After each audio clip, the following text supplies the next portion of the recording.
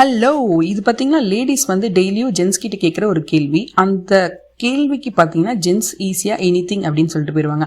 அந்த எனிதிங்கை decide பண்ணுறதுக்குள்ள ladies மைண்டுக்குள்ள ஒரு பெரிய வாரே நடக்கும் அப்படின்ட்டு சொல்லலாம்.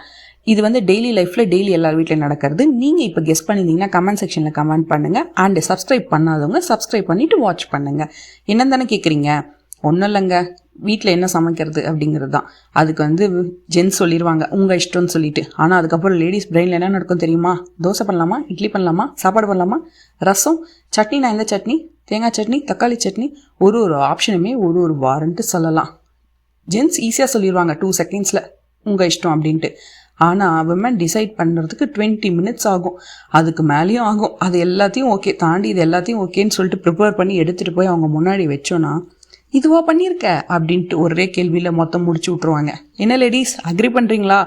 இதை கரெக்டாக அக்ரி பண்ணிங்கன்னா நம்ம கமெண்ட் செக்ஷனில் சேம் ஹியர்னு கமெண்ட் பண்ணுங்கள். அண்ட் நெக்ஸ்ட் உங்கள் கிச்சனில் என்ன மெனு டிசைட் பண்ணிட்டீங்கனாலும் எஸ்ன்னு கமெண்ட் பண்ணுங்கள்.